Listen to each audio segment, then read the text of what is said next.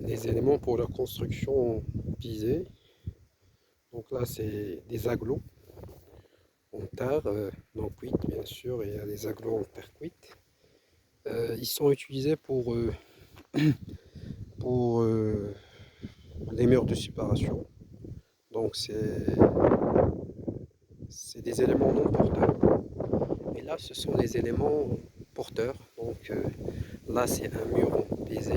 C'est de la terre humide compactée avec un compacteur en bois.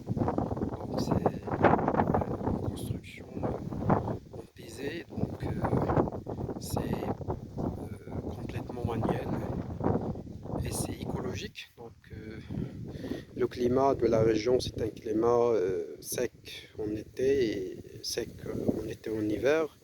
C'est très chaud, c'est très froid en hiver. Donc la construction pisée, c'est économique et en même temps écologique. Donc, ça permet d'assurer une bonne efficacité énergétique, contrairement à des constructions en béton qui commencent à envahir les, les villages marocains. Donc, il y a une tendance vers la construction, malheureusement, en béton et en ciment. Donc là, ça constitue un problème majeur. Effectivement, ça permet d'avoir de la résistance, mais malheureusement, en termes bon, on dirait de l'aptitude en service et de la fonctionnalité de la construction, c'est un peu, ce n'est pas du tout adapté au climat de la région. Donc, et le mode le plus adapté, c'est des constructions pisées avec peut-être des murs, on pense déjà, on les utilise dans certaines constructions. C'est des éléments porteurs en poteau-poutre avec des éléments de séparation et des cloisons, ou bien des murs en pisé avec une épaisseur importante qui permet d'assurer une efficacité énergétique. Alors, pour la construction de ces murs, vous voyez des joints verticaux et des joints horizontaux. Alors, ça correspond à une passe parce que ça, c'est construit entre deux plaques en- en bois, donc qui reposent sur des poutres, des éléments qui sont ancrés ici dans ces trous. Donc, ce sont deux éléments accolés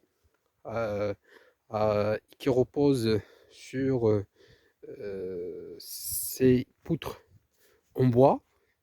Et ensuite, le compactage, ça se fait entre les deux, entre les deux plaques en bois. Et là, c'est l'épaisseur du mur. C'est une épaisseur un peu importante qui permet d'avoir une épaisseur importante vu que c'est de la terre. Donc, pour assurer une résistance importante, on a besoin d'avoir une épaisseur importante. Et là, on voit bien des constructions en, en ciment, avec du ciment, croyez-moi, il n'est pas du tout habitable ni en hiver parce que c'est très froid, ni en été, c'est encore très très chaud. Et les gens, ils construisent on dirait des constructions en béton, euh, euh, je dirais nouvelles, qui ont un aspect esthétique plus meilleur, mais qui sont pas du tout fonctionnels, ni en été, ni en hiver. Et là, on voit bien des constructions avec lesquelles on peut faire plusieurs passes en pisé à plusieurs hauteurs. Il y a des constructions avec plusieurs étages qui sont complètement faits en pisé, avec des planchers en bois. On utilise des éléments de bois qui sont issus des arbres et principalement du palmier qu'on essaie de tailler. Ça constitue les poutres principales des constructions, plutôt des planchers. Et ensuite, on met de la pisée, plutôt on met de la terre dessus. Ça permet d'assurer bien sûr une étanchéité du plancher parce que la construction, plutôt L'argile, c'est quelque chose de très très imperméable, avec bien sûr des dispositions d'assainissement, avec des pontes, avec des petits, des petits, des petits tuyaux en plastique qui permettent d'assurer le drainage, bien l'évacuation plutôt et l'assainissement.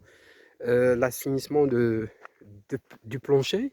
Là, on voit bien une porte en bois avec, avec bien sûr un mur en pisé.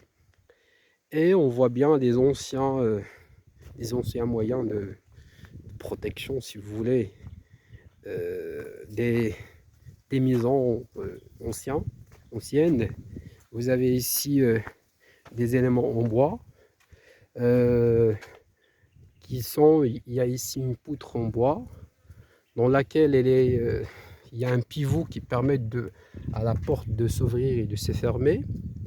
La construction, vous voyez là, vous avez une plaque en acier et ici nous avons également la face, c'est en bois, donc c'est quelque chose en bois. Donc là, c'est la porte de l'autre côté. Donc, et vous avez ici la porte de l'autre côté avec des planchers assemblés, des planchers plutôt je dirais des lamelles en bois qui sont assemblées ou bien juxtaposées et des petites poutres horizontales qui permettent d'assurer la liaison de la porte. Et vous voyez ici, c'est l'intérieur de la maison.